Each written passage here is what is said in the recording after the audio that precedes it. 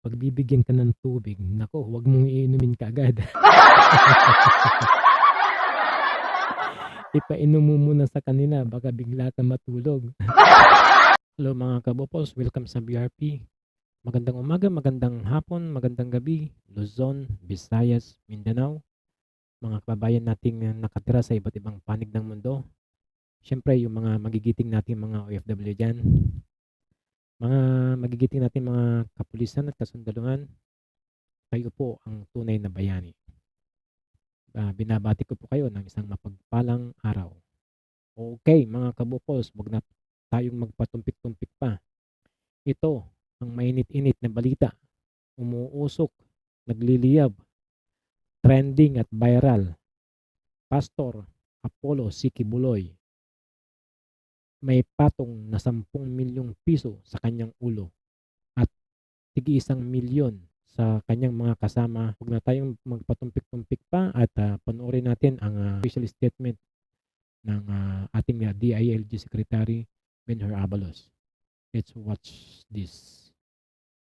Si Pastor Kibuloy kasama si Crescente Canada, Pauline Canada, Ingrid Canada, Jacqueline Roy at Sylvia Semanes ay mga pugante.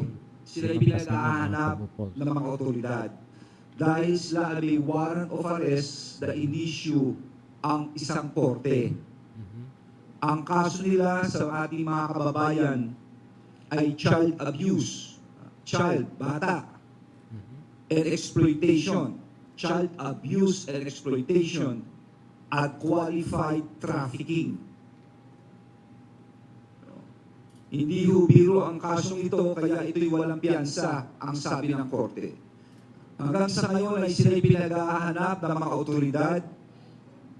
Gusto ko hong i-anunsyo sa mga nanonood at nakikinig na meron tayong mga kaibigan na gustong tumulong sa paghanap sa kanila at nag-o-offer ng reward ng 10 million pesos. Ayun. For any information leading to the arrest of Pastor Kibuloy, Okay. and 1 million each for Crescente Canada, Pauline Canada, Ingrid Canada, Jacqueline Roy, at Sylvia Semanes. 5 mga kasama niya mga Inuulit kabopos. ko, meron pong reward na 10 million na sa mga taong makakatulong sa pagdakip ng mga pugante na si Pastor Apollo Kibuloy at 1 milyon naman kay Crescente Canada, Pauline Canada, tig 1 milyon ito 1 milyon kay Crescente, 1 milyon kay Pauline Canada, 1 milyon kay Ingrid Canada, 1 milyon kay Jacqueline Roy, at 1 milyon kay Sylvia 5 Semanes. mga kabopos, 5 yung kasama niya. Okay. Ayun, narinig niyo yung announcement ng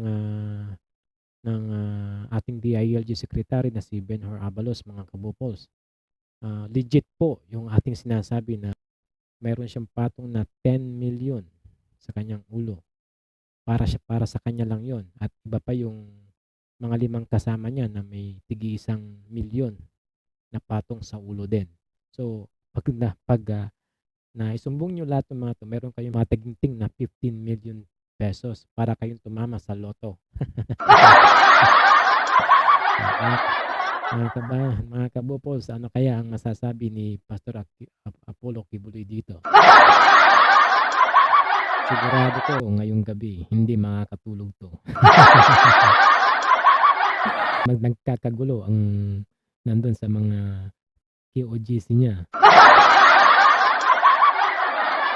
Sabi siguro sa QOGC, 10 milyon.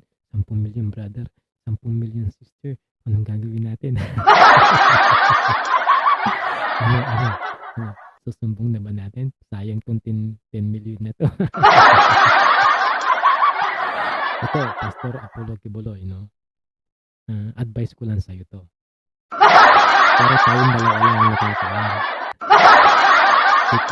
Secret, parang si Duterte. Secret. simula ngayon, huwag ka na magtitiwala sa mga kasama mo diyan. Kasi sila yung magiging, dahilan kung bakit ka mahuhuli. Sila yung magtra-traitor sa'yo. Mark my word. Sigurado niyan, pagka lampas ng 2 araw, 3 araw, meron ka ng eye bag. Hindi ka na makakatulog simula ngayong gabing 'to. Kasi tandaan mo yung mga kasama mo, wag mong pagkakatiwalaan 'yan ngayon. Opo, ha? Kasi kung dati ang tingin nila sa'yo pastor, ngayon ang tingin nila sa'yo 10,000,000 pesos. Oh, 'di ba? Tapos 'no, ganito 'yun. 'Di ba meron kang mga alalay diyan, julalay diyan, 'di ba? Meron kang tagaluto, serbedora, tagalinis, tagamasahe. Naku, huwag kang magtitiwala diyan ngayon. Dahil 'pag nabalitaan nila 'to, naku, ang tingin nila sa'yo 10,000,000. Ipatapon mo lahat yung mga TV diyan. Huwag mo silang panonoorin ng news. Kasi mababago ang tingin nila sa'yo, sinasabi ko sa'yo 'to. At 'pag napanood na nila 'to, naku, mag-doubt ka na sa kanila.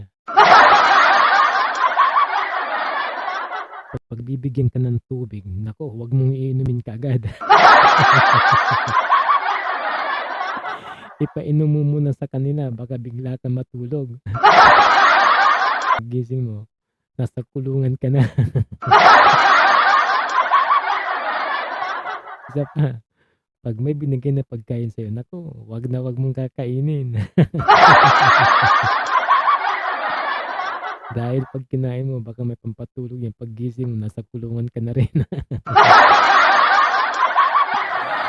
Kaya mas maganda, palayasin mo lahat yung mga serbedora mo. Kailangan mong mapag-isa ngayon.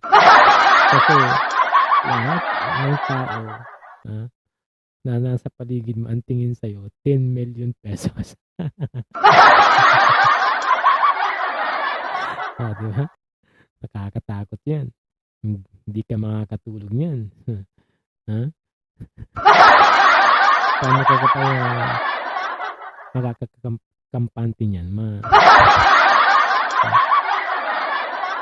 Makakatulog ka pa ba ng mahimbing niyan? Nakakakain ka pa kaya ng tama niyan?